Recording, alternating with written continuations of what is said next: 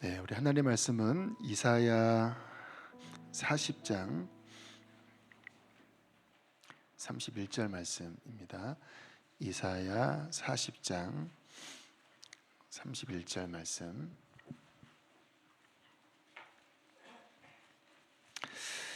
우리 한 절 말씀을 함께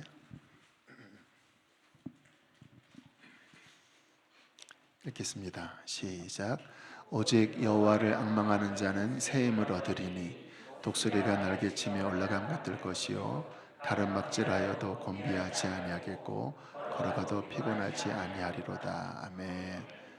좀 더 말씀을 좀 놔두시고요. 영어가 더 편하신 분들은 이렇게 그냥 눈으로 영어를 한번 쭉 보셔도 좋을 것 같아요.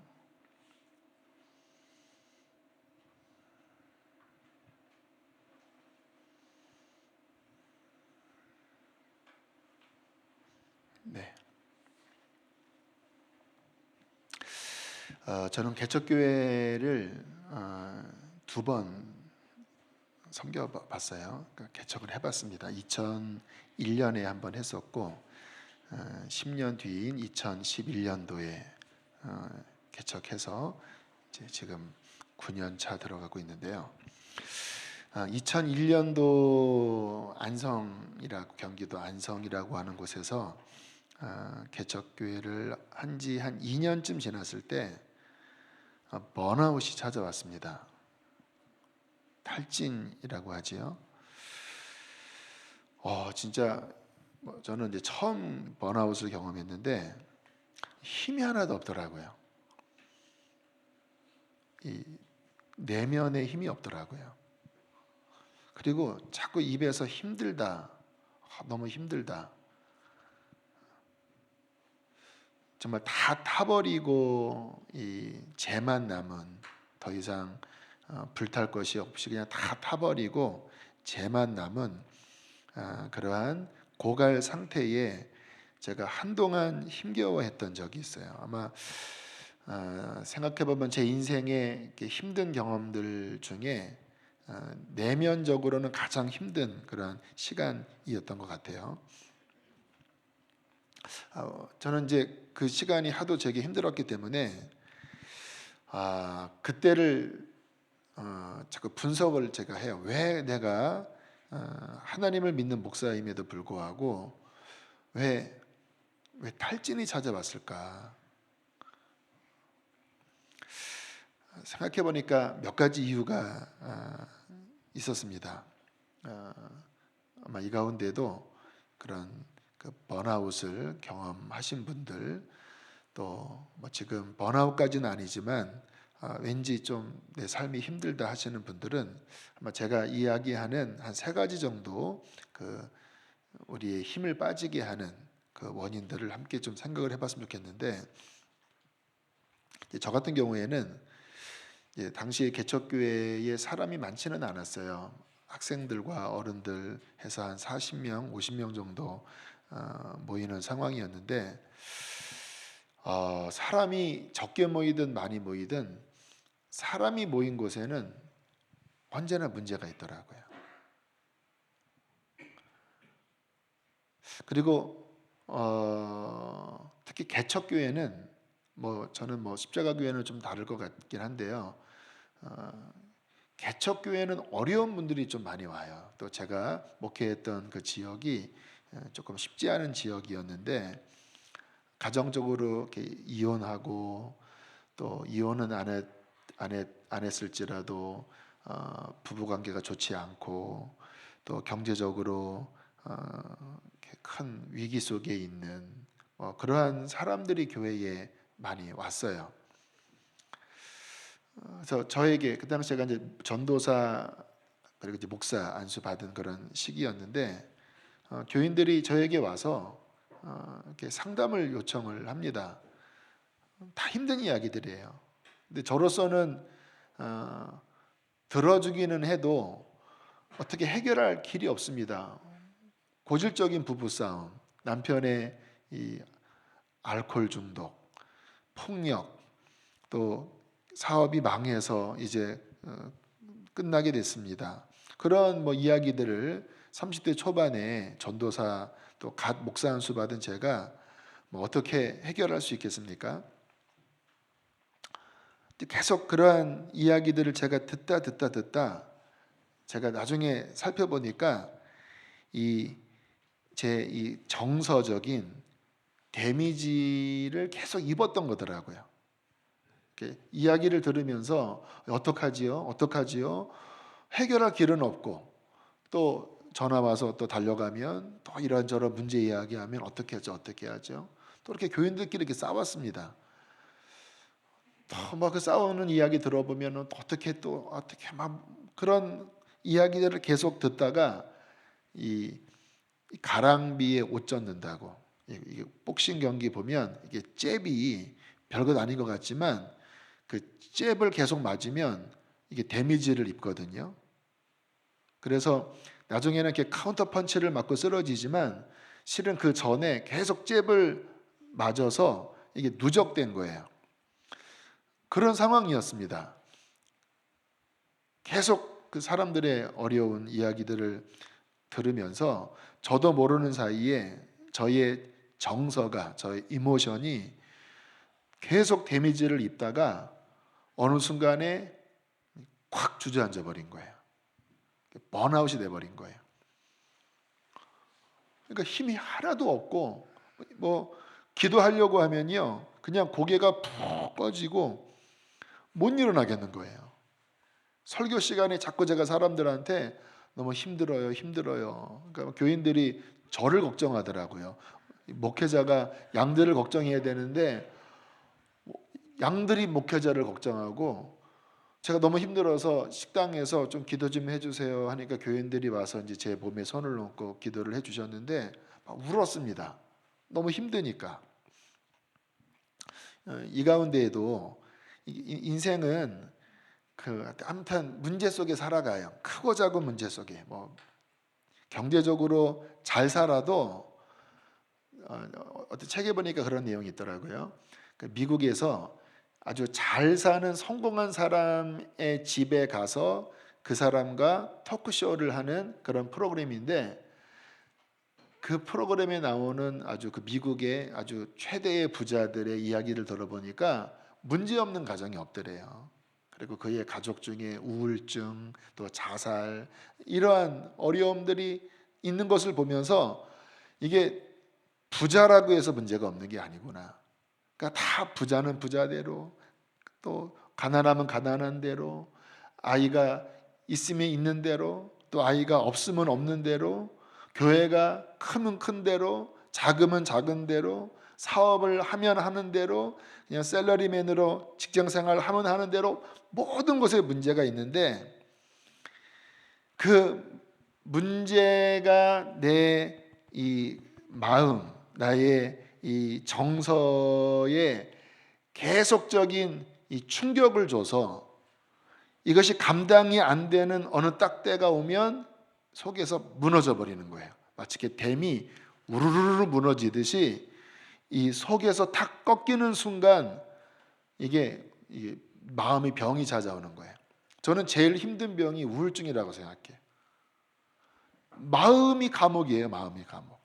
제가 아는 어떤 분이 잘 사는 분인데 뭐 침대가 1,000만 원 넘는 침대예요. 10,000불이 넘는 침대. 그리고 뭐 수십만 불의 호화 저택. 그런데도 잠을 못 주무세요. 이 우울증이 와서 음식도 잘 못 드세요. 그런 거 보면서, 그리고 높은 데 보면 올라가서 뛰어내릴까? 내가 어디서 죽나? 뭐 이런 생각 속에서 너무너무 힘들어하는 분을 본 적이 있는데, 사람의 진짜 문제는 외적인 환경이 아니라 이 마음이 무너지는 것이구나. 마음이 완전 타버리는 것이구나. 근데 그게 이제 그런 계속적인 문제 속에 내 내면이 이게 이제 고갈되는, 이 데미지가 축적되다가 그냥 펄썩 주저앉는 그러한 원인으로 인해서 탈진이, 저 같은 경우에는 그래서 왔어요. 두 번째 탈진의 원인은 이모션이 아니라 스피리추얼이에요. 영적인 고갈. 여러분, 사람은 영적인 존재입니다. 육체만 있지 않고 우리의 이 마음만 있는 게 아니라 가장 중심부에 영이 있어요. 영. 이 영은 하나님과의 관계 속에서만 살아요. 우리의 육체는 밥을 먹으면 살지요. 우리의 지정의, 우리의 이 이성과 또 감성과 우리의 이 마음은 뭐 좋은 자연 환경 속에서 즐기기도 하고 좋은 음악을 듣고 또 뭐 맛있는 음식 먹고 하면 우리의 이 마음은 그 속에서 기쁨을 느껴요. 그런데 우리의 영은, 우리의 스피릿은 하나님을 만나야 삽니다. 하나님께서 인간을 지으실 때 흙을 빚어 그 코에 생기를 불어 넣으셨다고 하는데, 그 생기가 히브리어로 루아흐인데, 이 루아흐의 의미는 하나님의 숨결입니다. 하나님의 어떤 바람인데 이게 성령을 의미하는 거예요. 그래서 사람은 육체만 있지 않고 이 지정의 감정만 있는 게 아니라 그 깊은 중심 안에 영이 있거든요. 근데 이 영은 하나님을 만나야 살아요. 말씀을 먹어야 삽니다. 하나님의 성령의 생수를 마셔야 비로소 힘을 얻어요. 그래서 우리가 이렇게 예배하는 거죠. 말씀 듣고. 그런데 이게 막 분주해지고 막 세상에 내 마음을 뺏기면서 이 하나님과의 관계가 막혀버리면 더 이상 영적 공급이 우리에게 오지 않고 뭔가 죄로 인하여 뭔가 하나님과 꽉 막혀 있는데 계속 그 상태를 방치해 버리면 어느 순간 이게 영적으로 엄청난 어려움이 와요. 이게 영적인 고갈에 빠져서 힘들어하는 분들이 굉장히 많아요. 또 영적으로 뭔가 막히면 이제 점점 우리의 삶에 많은 것들이 꼬이기 시작해요. 시편에 보면 이러한 말씀이 나오는데 한번 들어보세요. 사람이 흑암과 사망의 그늘에 앉으며 곤고와 쇠사슬에 매임은 하나님의 말씀을 거역하며 지존자의 뜻을 멸시함이라. 그러므로 그가 고통을 주어 그들의 마음을 겸손하게 하셨으니 그들이 엎드려져도 돕는 자가 없었도다.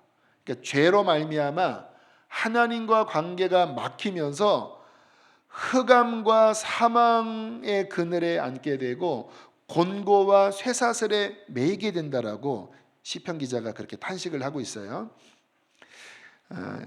미련한 자들은 그들의 죄악의 길을 따르고 그들의 악을 범하기 때문에 고난을 받아 그들은 그들의 모든 음식물을 싫어하게 되어 사망의 문에 이르도다.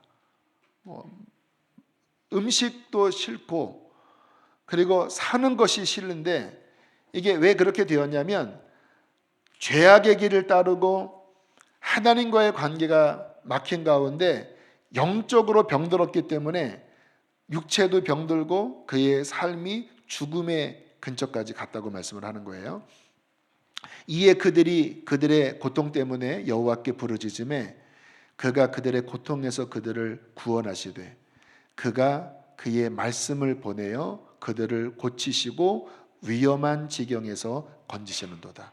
그때 이제 이 고난 중에 있는 사람이 주여 막 회개하고 주여 나를 살려달라고 막 부르짖을 때 하나님께서 말씀을 보내사 회개의 영을 보내사 다시 하나님과의 관계를 회복시켜 주실 때 그가 위험한 지경에서 건져지고 살아난다고 말씀을 해요.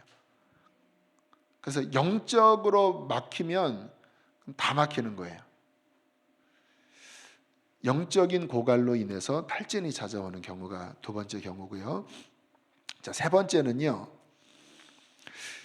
따라하겠습니다. 주님을 바라보지 않고 환경만 바라보기 때문이다. 제가 이제 이러한 상황이었습니다. 뭐 저는 그때 뭐 하나님과의 관계가 나쁘지 않았어요. 계속 제가 목사로서 예배도 하고 또 그렇게 뭔가 하나님의 은혜 속에 있긴 했지만 가만히 제가 이렇게 되짚어 보니까 사람들이 저에게 문제를 이야기했을 때 당연히 목사니까 함께 아파해 주고 또 고민해 주는 것은 뭐 당연히 해야 되는 일이잖아요. 그런데 그것만 하면 안 됐던 거예요. 그러니까 사람들이 어떤 문제를 이야기하면 제가 계속 문제 속에 달려간 거예요. 이거 어떻게 해요 지금? 큰일 났네요. 해결할 길은 없고 그냥 그 문제 속에서 이제 발만 동동 구르고 있었던 거예요. 근데 나중에 제가 어떤 목사님의 설교를 듣는 가운데 그게 문제였다고 하는 것을 주님이 가르쳐 주셨습니다. 본인도 그랬대요.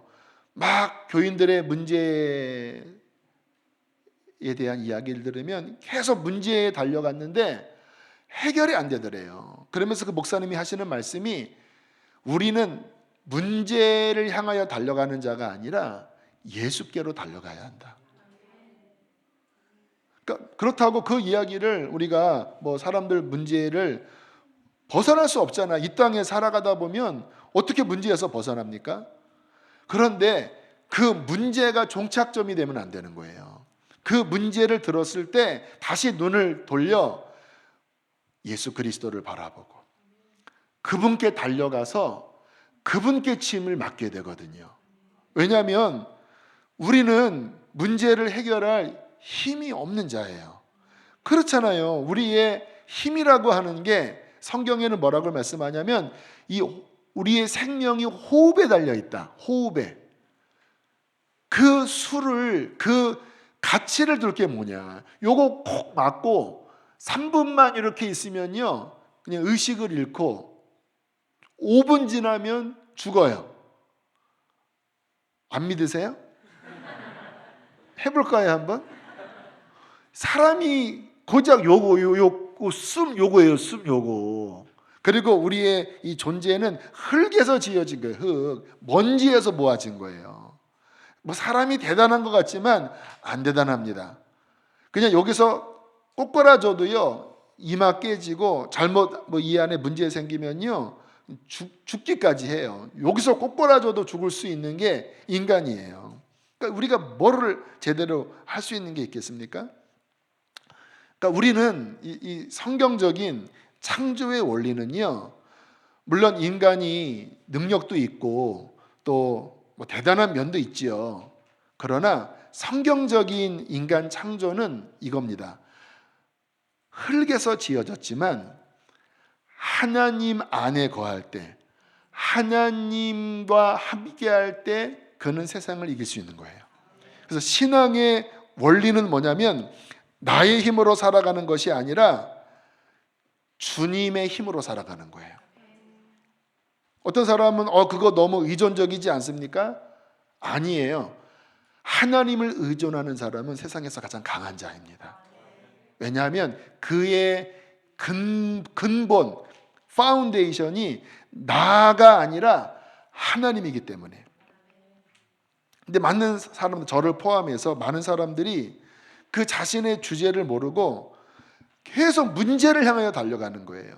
재정 문제. 여러분 지난 한 주 동안 돈 때문에 걱정 많으셨죠? 사업 문제, 자녀 문제, 가정 문제, 뭐 요즘 지금 뭐 건강 문제로 지금 난리가 났죠. 뭐 정말 이 나라가 지금 패닉 상태고 그 거대한 중국이 지금 이 바이러스 하나 때문에 위태위태할 정도, 이 국제사회에서 아주 지금 막 문제시되는 이런 상황, 계속 이 문제가 일어나는데 우리가 조심해야 될 게 뭐냐면 그 문제를 외면할 수는 없지만 분명히 문제를 직면해야 되지만 계속 문제 속에만 달려가면 그 사람은 반드시 무너지게 돼요. 왜냐하면 문제가 너무 커 보이니까. 신앙은 무엇인가? 오늘 본문 말씀을 다시 한번 보시면요. 신앙은 무엇이냐? 오직 여호와를 어떻게 하는 자라고요? 앙망하는 자예요. 이 앙망하다고 하는 표현이 번역마다 좀 달라요. 여기는 호프라고도 표현을 했는데 또 다른 성경은 트러스트라고도 표현을 하고 또 웨이트이라고도 표현하고. 그러니까 무슨 의미냐면 하나님을 향하는 게 신앙이에요. 하나님을 소망하고 그래요. 하나님, 나의 소망은 나에게 있지 않고 나의 재정에 있지 않고 가족에게 있지 않고 나의 소망은 하나님께 있습니다.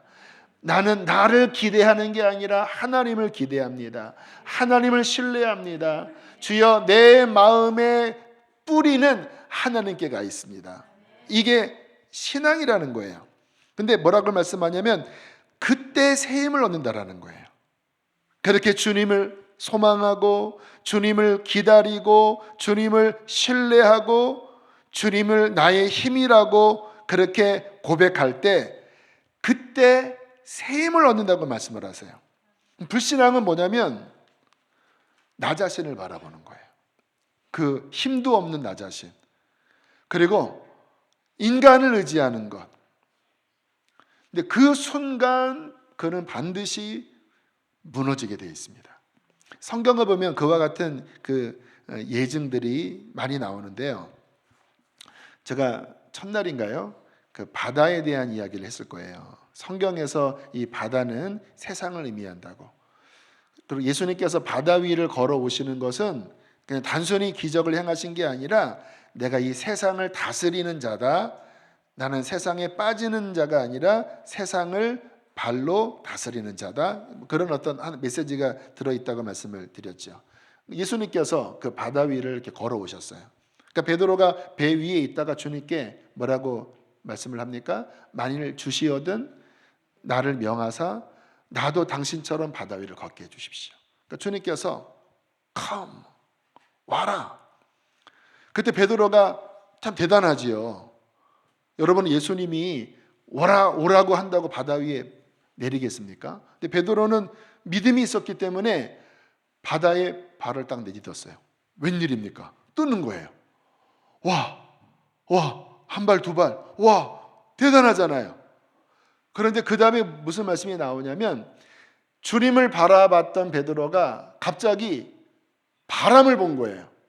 파도를 본 거예요. 근데 그 순간 어떤 일이 벌어집니까? 갑자기 빠져지기 시작해요. 여러분, 동일한 상황에 주님을 바라보고 있을 때, 주님을 신뢰하고 있을 때는 주님의 능력이 그를 붙잡아서 주님처럼 세상 위를 걸어갔어요. 그런데 주님을 바라보는 데서 순간 바람을 바라보기 시작하니까, 파도를 바라보기 시작하니까 두려움이 엄습해 오면서 갑자기 주님으로부터 끊어지기 시작해요. 그러면서 쭉쭉쭉 빠지기 시작을 해요. 굉장히 저는 영적인 의미가 있다고 생각을 해요. 많은 그리스도인들이 주님을 소망하고 주님을 기대할 때는 그 주님의 그 은혜가 그와 함께하기 때문에 막 어려워도 이기거든요. 그런데 어느 날 얼굴이 새카매져 있고 막 낙심해 있는데 왜 그런가 보면 그의 시각이 하나님을 앙망하는 게 아니라 어느덧 그냥 문제 속에 푹 빠져 있는 거예요. 그게 너무 커 보이는 거예요. 주님을 바라보면서 주님이 크게 보여야 하는데 주님을 안 바라보니까 주님은 안 보이고 그냥 문제 속에 그냥 함몰이 돼서 막 낙심해 있는 사람이 얼마나 많은지 몰라요. 성경에 엘리야 아시죠? 엘리야는 불의 선지자. 갈멜산이라고 하는 곳에서 기도해서 하늘에서 막 불이 떨어지는 능력의 선지자였어요. 그리고 그 악한 이방 선지자를 다 물리쳤어요.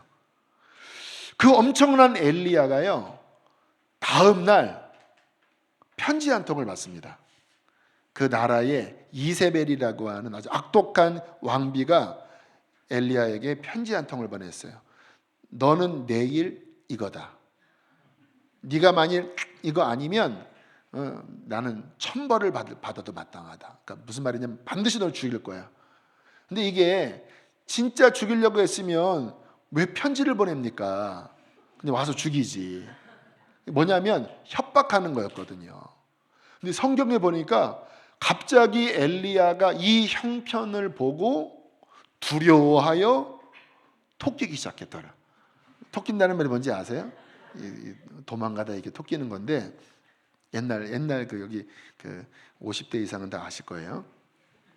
그 엄청난 엘리야가 갑자기 두려움에 빠지더니 막 도망가기 시작해요. 그리고는 로뎀나무라고 하는 이스라엘에 나는 그 나무인데, 이게 뭐 보면 이렇게 로뎀나무를 우리는 좋게 생각하는데 이게 저주를 상징하는 나무입니다. 완전 이렇게 가시나무예요. 그 로뎀나무 밑에 들어가서 죽여달라고 하고 있어요. 죽여달라고. 완전히 낙심했어요.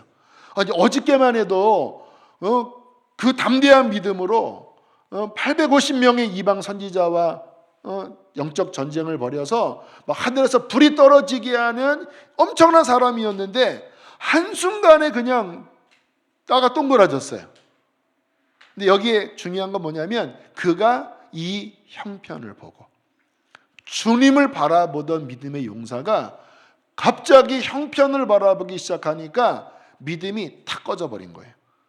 그리고는 그냥 이세벨의 살해 위협 앞에 낙심해서, 이거 해도 다 소용없구나, 기도해도 소용없고 성령 받아도 소용없고 다 소용없어. 하나님, 이제 끝내고 싶습니다. 더 이상 지쳤습니다. 많은 분들이 이제 더 이상 기도하고 싶지 않습니다. 하나님, 그냥 여기서 끝내고 싶, 이런 막 낙심해 있는 분들이 많이 있어요. 근데 그 이유가 뭡니까? 형편을 바라보기 시작할 때. 여러분, 오늘 읽은 본문에 보면 재미있는 말씀이 나오는데요. 다시 여기 보시죠. 여호와를 앙망하는 자는 새 힘을 얻는다고 말씀을 하면서 중간에 보면 They will soar on wings like eagles라고 나와요. 이게 굉장히 중요한 말씀인데요. 자, 여호와를 앙망하는 자는 새 힘을 얻으리니, 그들은, 이 한글 버전에는 뭐라고 나와 있냐면 독수리가 날개치며 올라감 같을 것이요 라고 표현을 했지만, 영어에서는 그 원문적인 의미에 보면 독수리가 날개를 펴서, 저 soar라고 하는 표현이 이게 글라이딩 한다고 하는 표현이라고 그래요. 그러니까 뭐냐면 이렇게 막 이렇게 하는 게 아니에요. 여러분, 독수리는 막 이렇게 잘 하지 않아요. 이거는 누가 하는지 아세요? 참새들이 막 이래요. 근데 독수리는 날개가 아주 커서 이렇게 막 하기에는 부적절한 신체 구조를 갖고 있대요. 그럼 독수리는 어떻게 하냐면 상승기류를 탄다고 하더라고요. 그래서 독수리는 이렇게 바람이 부는 그 장소를 안 돼요. 그래서 이렇게 봐서 바람이 이렇게 부는 곳에 가서 날개를 피는 거예요. 그리고 하는 거예요. 이 바람을 타고 기류를 타고 올라가는 거예요. 이때는 막 이게 아니라 그냥 살짝만 해도 바람이 이렇게 부니까 그 바람을 타고 슉슉슉슉 올라가요. 근데 바로 여호와를 앙망하는 자는 새 힘을 얻는데, 그 모습이 어떠한 모습이냐? 독수리가 그의 양날개를 바람을 향하여 이렇게 펴서 그 바람을 타고 기류를 타고 올라감 같을 것이요, 그렇게 살아가는 자는 달려가도 곤비치 아니하고 걸어가도 피곤치 않는 새 힘이 그에게 있을 것이다 라고 그렇게 말씀을 하고 있습니다. 여러분, 이게 우리가 신앙생활을 하면서 지치지 않는, 그리고 승리할 수 있는 굉장히 중요한 영적 진리가 담겨져 있는 말씀이에요. 여러분, 신앙생활을 막 이렇게 하는 사람이 있어요. 이렇게 그냥 온갖 막 힘을 주면서 막 하는데 하다가 그냥 이게 스스로 지쳐갖고 볼러덩 잡혀져갖고 다 소용없다, 기도해도 소용없다, 막 하나님 안 계신 것 같다, 막 이렇게 막 낭망해요. 그게 뭐냐면 내 힘 가지고 신앙생활을 하는 사람, 나의 경험 가지고, 나의 머리 가지고 신앙생활을 하는 사람, 어느 정도까지는 합니다, 자기 열심으로. 그런데 오래 못 가요. 막 내 힘으로 막 열심히 한 6개월 하다가 교회를 메뚜기처럼 또 타고 옮겨서 이렇게 여기서 막 하다가 또 지치면 또 이렇게 타고 옮겨서 계속 그렇게 반복하는 사람 오래 못 가요. 그리고 이 자기 힘으로 신앙생활을 하는 사람은 자기보다 더 큰 문제가 오면요 주저앉아 버려요. 근데 신앙생활은 뭐냐면요, 그게 아니라 독수리가 날개를 피는 거라고 말씀을 드렸잖아요. 그리고 하나님께서 부시는 그분의 바람에 믿음의 날개를 펴고 주님을 바라보면서 그분의 힘으로 날아오르는 자가 그리스도인이에요. 근데 이게 차원이 달라요. 내 힘, 내 동력, 나의 날갯짓으로 올라가는 것과 하나님께서 바람을 부셔서 그 하나님과 함께 믿음의 날개를 쫙 펴고 날아오르는 이 차원은요, 정말 달라요. 일단 주님의 이 바람을 타기 시작하면요, 지치지를 않아요. 여기 있는 말씀처럼 곤비하지 아니하겠고 피곤치 아니하리로다. 왜냐하면 그분의 바람을 타니까 얼마나 재밌겠습니까? 이 글라이딩하는 그런 사람들 재밌잖아요. 와, 여기에 바람이 부네, 또 샥 올라가고 지치질 않아요. 그리고 또 이 바람을 타면 훨씬 더 멀리 날아갈 수가 있어요. 자기가 이렇게 한 참새가 뭐 날아가봤자 얼마나 날아가겠습니까? 이제 독수리는 아주 높은 창공까지 쭉쭉 올라가잖아요. 제가 2002년 3년 안성에서 개척교회를 하다가 이제 결국은 탈진이 와서 정말 힘든 시간을 한 3개월을 지났는데 어쨌든 이제 그때 다시 회복은 했지만 제가 내 그릇이 너무 부족하구나. 그래서 이제 2003년 10월 11월에 이제 다시 부목사로 제가 이제 안상왕님 교회 유기성 목사님 계신 곳에 갔다가 다시 이제 선화목자교회 유 목사님이 이쪽으로 가셨기 때문에 이제 가서 한 7년간 제가 부목사 생활을 했는데 제가 처음 부목사를 딱 갔을 때 제가 너무 지쳐 있었더라고요. 왜냐하면 처음 이제 부목사 가서 한 달간은요, 이게 제가 책상에 가만히 앉아 있으면 이렇게 아주 그 마라톤 뛰고 난 다음에 이 지쳐 있는 모습 있잖아요. 제가 이 속에서 힘들었어.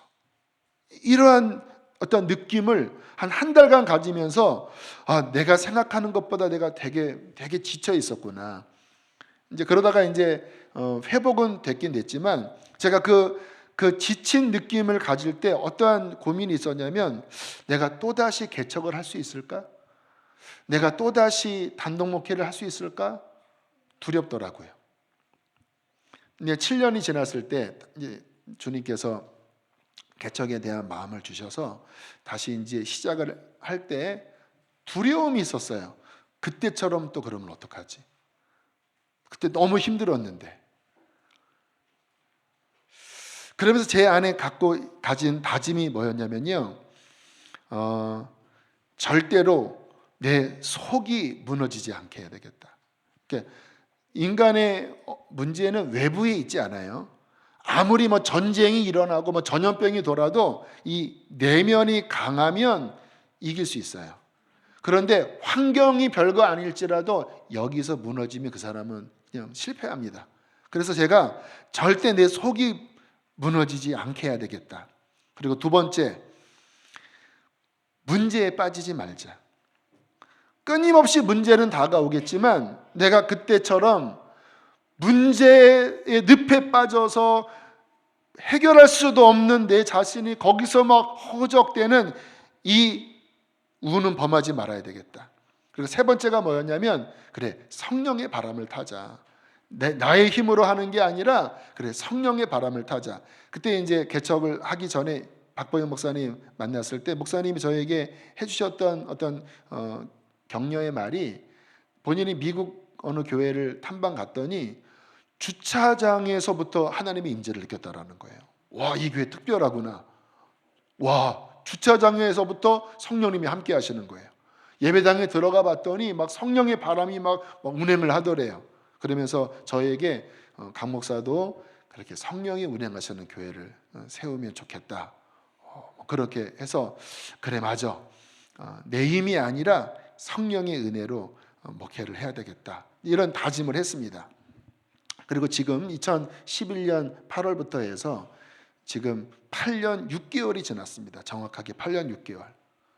이 8년 6개월 동안 많은 일들이 있었어요. 사람 때문에 치이고 사람에게 배신당하고 사람에게 상처받고 많은 사람이 왔다가 또 가기도 하고, 또 이 사역적인 면에서도 제가 2002년 3년 개척할 때보다 아마 100배는 더 많은 일을 했던 것 같아요. 그만큼 하나님께서 교회를 성장시켜 주시기도 했고, 뭐 아무튼 굉장히 많은 그러한 사역을 해야 됐고요.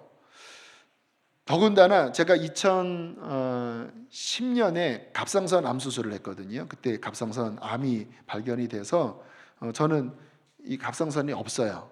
갑상선은 뭐냐면 이 여기 목젖 옆으로 해서 이렇게 나비처럼 생긴 이 속에 있는 그 신체 기관인데, 이 몸의 필수 신진대사 호르몬을 분비하는 기관이에요. 필수 호르몬. 그래서 이 갑상선인 항진증이 생기면은 이것도 되게 위험하고, 또 저하증이 생겨도 이 몸에 힘이 하나도 없어요. 근데 요즘 그런 질병이 많잖아요. 근데 저는 갑상선을 다 떼버렸습니다. 암이 막 많이 퍼져서 2010년 1월에 다 뗐어요. 그러니까 이 갑상선이 없으면 되게 쉽게 피곤하고, 그리고 아무튼 되게 건강에 더 신경을 써야 되는 그런 상황인데, 갑상선 수술 끝나고 불과 1년 좀 지나서 개척을 한 거거든요. 그러니까 여건 자체가 2003년보다 10배는 더 힘든 상황으로 들어간 거예요. 더군다나 2016년, 7년 건축을 했는데, 처음 시작할 때는 뭐 항상 건축이 하다 보면 늘어나잖아요. 은행권, 또 매번 그 돈을 이렇게 갚아야 되는 그 상황에서의 압박감, 또 뭐 담보, 이 많은 것들은 정말 쉽지 않은, 또 더군다나 그 속에서 아주 악덕 건축업자를 만나서 이건 정말 뭐 죽다 살아났어요. 거의 뭐 이 교회가 뒤집어질 그런 상황에 정말 이제 끝이구나, 이 목회는 여기서 내가 이제 실패한 거구나, 건축하다 결국은 이제 모든 것들이 다 무너지는구나, 이런 절체절명의 위기가 3번 정도 있었어요. 그러면 제가 2003년을 생각해 보면 저는 10번 탈주를 했어야 되거든요. 그런데 제가 너무 감사한 게 뭐냐면, 제 속을 보니까 안 지쳤어요. 안 지친 게 아니라 이게 막 큰 파도가 와도 그것을 이렇게 뚫고 나갈 내 속에 하나님이 주시는 힘이 있는 거예요. 그 당시에 2017년 7월, 8월, 9월 이때가 가장 위기의 때였는데, 이제 우리 교회가 무너지느냐 마느냐 요때, 그때 제가 했던 설교가 돌파 시리즈 설교였어요. 금요일 날 제가 이렇게 현장 중계입니다. 자, 이번 주까지 여기 해결 안 되면 우리 교회는 이제 끝나는 겁니다. 자, 돌파해야 됩니다. 현장 실황을 하면서 설교를 했어요. 근데 제가 그렇게 할 수 있었던 것은 제 안에 믿음이 있었거든요. 하나님은 반드시 뚫게 하신다, 승리하게 하신다. 아무튼 그 엄청난 그 파도 속에서, 그 폭풍 속에서 그 많은 일들이 있었지만 감사한 게 제가 지치질 않는 거예요. 무너지질 않는 거예요. 그 파도보다 더 높이 오르는 거예요. 그 폭풍보다 더 위로 올라가는 거예요. 어떻게 그렇게 됐을까? 계속 주님을 바라보게 되더라고요. 문제를, 물론 담임자니까 제가 모든 것의 최종 책임자잖아요. 물론 주님의 최종 책임자지만, 그러나 육신으로는 제가 최종 모든 것들을 제가 다 잘 되든 못 되든 다 제가 책임져야 되는 상황이잖아요. 그래서 그 일어나는 여러 상황들에 대하여 제가 고스란히 그 상황을 받아내야 되는 거예요. 그런데 분명히 10년 전에는 그것이 저의 내면을 막 너무 힘들게 하고 끝내는 저를 무너뜨렸는데, 근데 8년 6개월 동안 그것보다 10배나 더 많은 어떤 공격과 어려움이 왔음에도 불구하고 그게 저를 무너뜨리지 않은 거예요. 왜 그랬을까? 주님을 바라보는 것이에요. 그리고 결론은 주님께로 달려가는 거예요. 그리고 주님께 그 짐을 내려놓는 것입니다. 주님께서 말씀하시잖아요. 수고하고 무거운 짐진 자들아 다 내게로 오라. 내가 너희를 쉬게 하리라. 안식하게 하리라. 여러분, 신앙은 안식 안으로 들어가는 거예요. 그 말은 일을 안 하는 게 아닙니다. 여전히 많은 일들 속에 있지만 주님을 향한 믿음으로 인하여 정말 주님께 맡길 수 있는, 그리고 나의 어떠한 알량한 힘으로 뚫고 나가는 것이 아니라 성령이 주시는 그 바람을 믿음의 날개를 펴서 날아오를 때 주님께서는 그의 모든 상황을 주님의 능력으로 날아오르게 하신다는 것입니다. 그래서 8년 6개월을 보면 제가 너무 신기하더라고요. 내가 왜 안 지쳤지? 이제 교회에서 저에게 너무 목사님 고생하셨습니다. 건축 때문에 못 쉬셨으니까 이제 안식년을 하시라고 그러더라고요, 저한테. 그러니까 재작년에 이제 다 건축 끝났을 때 얼마나 감사합니까? 안식년을 하라고 하니까. 근데 제가 뭐라고 했는지 아세요? 저 안 힘들어요. 안 힘들어요. 너무 신기해요. 저 안 지쳤어요. 진짜 사람에게 상처를 많이 받았거든요, 그 상황에. 그런데 이게 너덜너덜해진 게 아니라 물론 상처는 있어요. 그래서 가만히 이렇게 청소할 때 되면 미워요, 이렇게. 진짜 그 사람들, 진짜 어떻게 그럴 수가 있지? 그런데 그것이 막 저를 막 완전히 이렇게 쓴뿌리가 나는 게 아니라 축복하고 용서하고, 주님 도와주십시오. 용서가 안 되는데 주님 도와주십시오. 어쨌든 제 내면이 무너진 게 아니라 지켜져 있는 것을 발견했어요. 그리고 교회가 정말 감사한 게 그 많은 그 내적인 소용돌이가 있었지만 계속 주님께서 그것을 또 넘게 하시고 또 넘게 하시고 또 넘게 하시면서 계속 날아오르게 하시더라고요. 근데 그 가운데 제가 중요한 비결이 뭐였냐면, 아까 얘기했잖아요. 그 독수리는 바람을 탈출한다고. 제가 어떤 생각을 하냐면, 그래, 내 힘으로 안 할 거야. 왜? 내 힘으로 하는 거는 지쳐. 나는 하나님의 일을 그렇게 인간의 힘으로 하다가 지치는, 나는 그런 사역을 하고 싶지 않아. 하나님, 저는 한 가지만 하겠습니다. 주님께서 움직이면 거기에 저는 저희 날개를 펴겠습니다. 주님이 가라고 하면 주님 무조건 갈게요. 그것이 어마어마한 일이라 할지라도 주님이 하라고 하면 주님이 바람을 일으키실 테니까 거기에 날개를 펴겠습니다. 그러나 작은 거라도 내가 뭐 프로그램을 만들고 내가 뭐 야망을 가지고 이런 거 전 안 할게요, 주님. 저는 그거는 저는 싫습니다. 왜요? 그 지친 경험이 있었기 때문에 저 그거 하지 않을게요.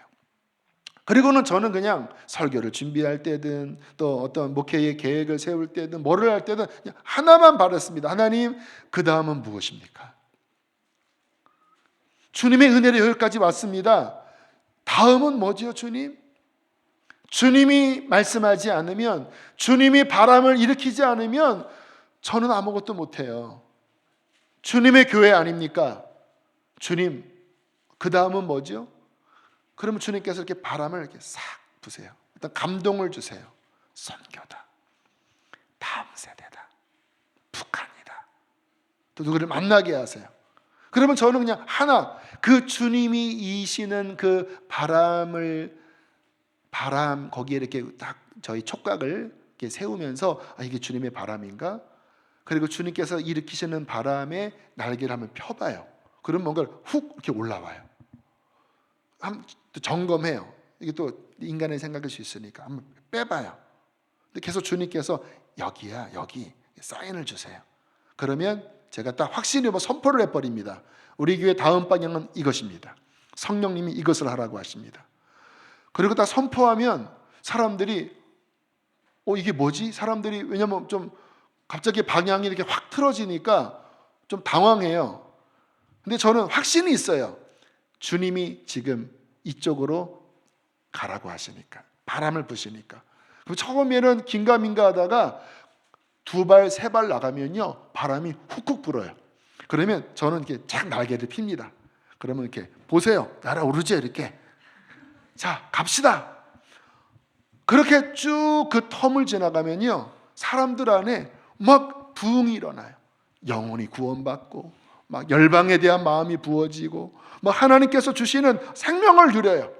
그러면 바람을 타고 쑥 올라가면 교회가 다시 새로워지고 어떤 하나님께서 주시는 어떤 역사가 일어나고, 그러면 사람들이 행복해하고 교회 안에 생기가 돌고, 이렇게 하면 지치는 게 아니라 재밌어요. 여러분, 신앙생활은 재밌어야 합니다. 시편 100편에 보면 너희가 기쁨으로 여호와를 섬기는 거예요. 십자가도 물론 이쪽 측면에서는 고생의 십자가지만, 그러나 고생만 있는 게 아닙니다. 그 속에서 주님과 함께하면 십자가를 가까이 할수록 기쁨이 있어요. 할렐루야. 그래서 주님과 함께 1년, 5년 큰 풍랑이 일었지만, 죽을 것 같았지만 계속 그곳에 날개를 펴고 또 날아오르니까 와, 너무 재미있고, 이 영적인 이 서핑이라고 하는 게 와, 막 기대가 되는 거예요. 와, 내 나이가 이제 51살밖에 안 됐는데 따져보니까 20년을 더 하겠다. 20년을.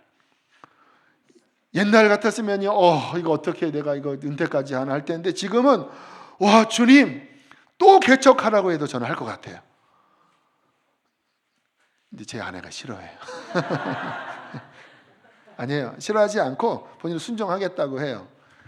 근데 아무튼 막 제 마음 안에, 하나님, 저는 주님과 함께 날개를 펴고, 그것이 고생의 길이든 뭐 어떤 길이든, 하나님 주님과 함께라면, 주님의 그 바람을 타고 날아간다면, 주님, 저는 끝까지라도 갈 수 있을 것 같습니다. 그렇게 해서 지금 8년 6개월이 지나서 지금 여기까지 이르게 됐어요. 너무 감사해요. 근데 이제 내년에는 몇 개월 정도는 안식년을 가지려고 해요. 그것은 다른 것보다는 이제 좀 더 어떤 깊이 있는 그런 시간과, 또 영어가 제가 잘 안 되어서 좀 영어도 좀 배우고, 그래서 그 다음 텀을 위하여 그런 좀 준비하는 시간은 필요하겠다, 그렇게 생각을 하는데, 그 안식년 때 캐나다를 잠깐 와야 되나 이런 고민을 하는데, 주여, 여기 오면 안식이 안 될 것 같아요. 또 막 설교 시킬 것 같아서. 자, 말씀을 좀 맺으려고 하는데요. 여러분은 여러분의 힘으로 사십니까? 제가 고백한 것처럼 그분께로 가서 그분께 내 짐을 내려놓고 그분이 일으키시는 바람을 따라 살아갑니까? 어떤 분들은 이런 설교하면 목사님이니까 그렇지요, 목회를 하니까 그렇죠. 아니에요. 모든 삶이 다 동일해요. 사업을 하든 가정 생활을 하든 결국 그리스도인은 내 힘으로 살아가는 자가 아니에요. 주님이 우리 안에 계십니다. 그분은 세상을 이기신 분이세요. 그리고 그분은 나로 하여금 억지로 막 힘겹게 이렇게 살아가게 하는 자가 아니라, 그분의 그 풍성함과 그분의 그 놀라움을 함께 참여하는 자가 되기를 원하세요. 근데 많은 사람들이 너무 교회를 다니면서도, 신앙생활을 하면서도 너무 자기중심적이에요. 나의 힘을 의지하고 자꾸 내 생각을 따라가고 낙심하고, 성령님의 움직임에 대한 감각이 너무 약해요. 근시 아니에요. 근시야. 이 세상은 되게 밝은데 성령의 움직임에 대해서는 되게 근시 아니에요. 여러분, 십자가 교회가 왜 지금 여기에 이르렀는지 아세요? 앞으로 갈 길도 멀지만, 이렇게 제가 몇몇 만나서 이렇게 교제해 보니까 성령님이 이 교회에 많은 사람들을 보내주셨고, 또 하나님의 치유의 역사, 회복의 역사, 자녀가 살아나고 또 가장의 삶이 변화되고, 그건 인간의 힘으로 하는 게 아니잖아요. 박종민 목사님의 힘으로 하는 게 아니잖아요. 성령님이 하신 일이잖아요. 근데 왜 그렇게 됐는지 아세요? 이 박보영 목사님이 이게 그 제자들에게 강조하는 게 뭐냐면, 진정한 구원의 길이 무언가, 오늘날 많은 사람들이 너무나 자기의 우상의 하나님을 만들어서 정말 구원의 길을 가지 않는 진짜 천인공노할 그러한 일이 벌어지는 이때 진짜 하나님 기뻐하는 교회를 세워보자고. 그래서 천국 지역을 외치고 십자가의 길을 외치고 좁으면 좁은 길을 외치고 정말 하나님이 원하시는 그 방향으로 목회를 해보자. 이게 늘 제자들에게 그 외치는 말씀이거든요. 그게 성령님이 기뻐하는 방향입니다. 그러니까 비록 젊은 목사님 또 환경은 뭐 렌트를 하는 상황이지만 주님의 그 방향대로 가니까 성령께서 바람을 부시는 거예요. 할렐루야. 그러니까 여러분들에게서 온 거예요. 여러분의 삶의 어떤 변화를 그분이 이루시는 거예요. 이게 여러분의 삶에도 동일하게 적용하셔야 돼요. 나의 사업, 나의 인간관계, 나의 가정, 그 속에서 지치고 힘들고 어떻게 해야 돼, 이런 그 어려움 속에 자칫 탈진할 수 있는 거예요, 저처럼. 근데 여러분, 주님을 바라보시고 주님께 귀를 기울이시고 그리고 그분이 어떠한 바람을 일으키실 때 거기에 순종만 하면, 그것이 힘들어 보일지 몰라도 순종만 하면 역사는 그분께서 하십니다. 할렐루야. 그렇게 여호와를 앙망하는 자는 새 힘을 얻으리니 독수리가 날개를 펴는 것 같을 것이며 걸어가도 피곤치 않고 달려가도 곤비치 않는 그 아름다운 생명의 역사를 경험하게 될 줄로 믿습니다.